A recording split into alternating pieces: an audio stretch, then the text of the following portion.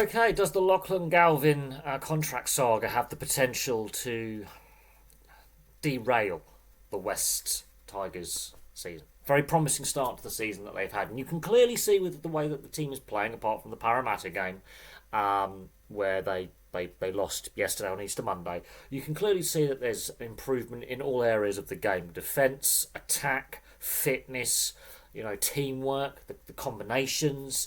You can clearly see that the adding Jerome Luai has had a real positive impact on the team. He's rekindled his relationship with Api Coruscant from the Panthers days, and other signings as well have really hit it off, like Derail, for example, in the forward pack. You can clearly see there's a lot more positivity around the group. Until about a week ago, when Lachlan Galvin, who is one of their up-and-coming players, basically turned down a contract extension with the club. Now, until November 1st, he cannot talk to rival clubs in regards to a contract offer. But what has come out over the last week is he's basically criticised Benji Marshall, the head coach. And then, his player agent, his player manager, Isaac Moses, has got involved. Now, he's a colourful character in his own right. He's been deregistered by the NRL before from being a player agent. There's been some murky dealings with Isaac Moses.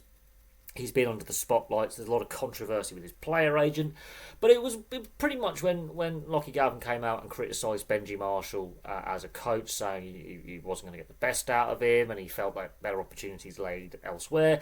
Later on, he then releases a statement saying that he's going to making the announcement now that he's not going to re-sign at the end of 2026 for the 2027 season and beyond, would give the West Tigers a chance to bring in a replacement or promote a replacement from reserve grade and the youth setup through Jersey Flegg and New South Wales Cup, and allow those pathways to take place so he could pursue opportunities with his career elsewhere. But here's the thing: the West Tigers have been the gift that keeps on giving because of how chronically bad, how chronic this club is. Now, for those new to the channel, I did a video on the 98 and 99 Western Suburb Magpies and how disastrous their last two seasons as a standalone NRL club actually were. It's one of the most popular videos on the channel. My God, they were absolutely woeful at the end of the 90s. Balmain had money problems. They merged together for the 2000 season as a joint venture, and it's basically been a lot of misadventure for the majority of the time. Now, yes, they had a premiership in there in 2005, of which Benji Marshall was a key component of that premiership winning team, but for the best part of a decade and a half, they failed to make the top eight. In fact, they've only made the top eight in, I believe, 4 seasons as a dual venture club. And this lack of on-field success is also mirrored by the off-field carnage that this club is. They've had many issues in the boardroom and they've had many issues financially, and they've also got stadium problems because both Campbelltown and Leichhardt desperately are in need of upgrades. They are looking very tired and very dated facilities, and you could argue Campbelltown's not in the best location because it's in the arse end of nowhere on the edge of Sydney. You could argue Leichhardt is limited right now with its capacity and its facilities, and that they need investment there. We've had issues with this club for a long time. It is the gift that keeps giving. I mean, they've just come off the back of a third straight wooden spoon. But what I will say is this: on the field so far this season, the team looks a lot happier, a lot more motivated, and it looks like they've bought in to Benji Marshall's coaching. They look more relaxed. They look more confident in themselves. You can see the combinations working where you've got these new signings like Jerome Luai, who've been put into the side, and they're doing really well. Derail is doing really well. You can clearly see that there's a lot more positivity around the club. And then this all happens. And I think it does have the potential to derail their season, because when you've got your two vice-captains coming out in a press conference basically saying that they're not happy to play with Lockie Galvin and that they're not happy with how this whole contract renegotiation saga has been dealt with and how it is actually damaging the dressing room. I mean, has Lockie Galvin pissed off all his teammates by basically slagging off the coach that gave him the chance in first grade, whereas Jerome Buller has really stepped up his game and really taken that next step under Benji Marshall, another young player of a similar age to Lockie Galvin who's come through the same youth setup and the same, Jersey Flegg and New South Wales Cup teams, for example, and has gone on to do really well in the first grade squad. He's clearly, the relationship between him and his teammates, from what we can gather, is not great. He was dropped at the weekend for the clash against the Eels to reserve grade, where he had a very good performance. He's too good for reserve grade. That is what is clear. He clearly can be a generational talent.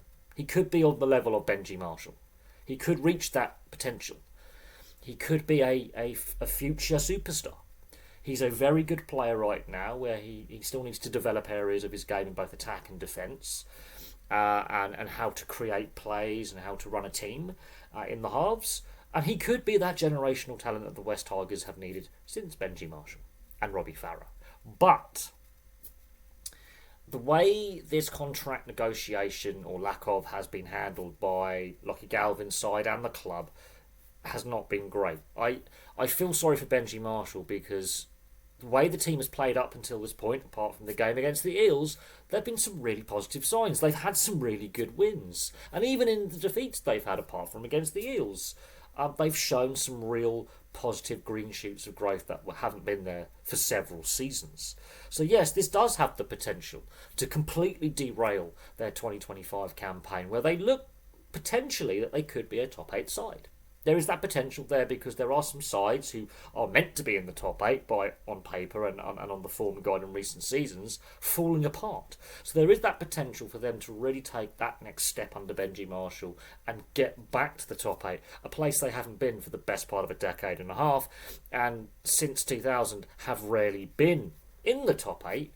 And apart from that Premiership win, where they really were at major outsiders going in to the grand final and going into the final series, they haven't really shown much in the postseason when on the rare occasions they get there.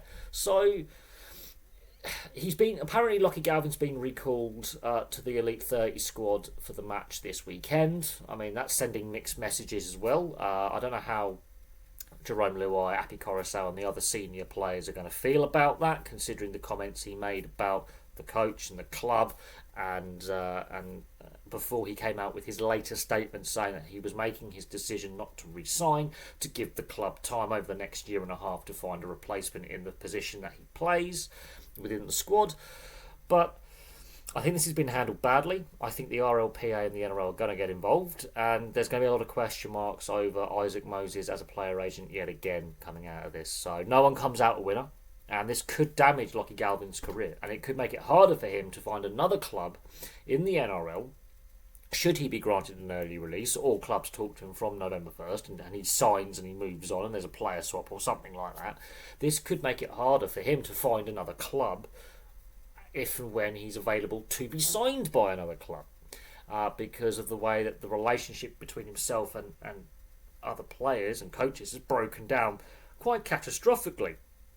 So there is that. But place in the comment section below your thoughts on the whole situation. This is not the first time we've had a player-club breakdown in relationship like this. You can sort of see at the Sea Eagles with Cherry Evans as well. That relationship is broken down in a similar way, where he doesn't want to re-sign with the Sea Eagles, where he's played his entire career, and their form has nosedived since he's made that announcement. And yes, there are injuries to key players, but it's no coincidence that at the same time the team isn't playing as well in attack since Cherry Evans has come out and said, I'm leaving.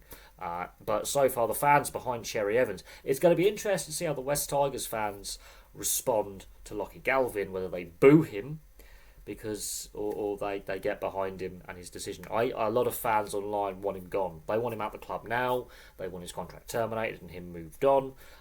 So no one comes out a winner out of this. But there we go. Thank you very much for watching. Place your thoughts in the comments section below. And I'll have some more content for you all very, very soon.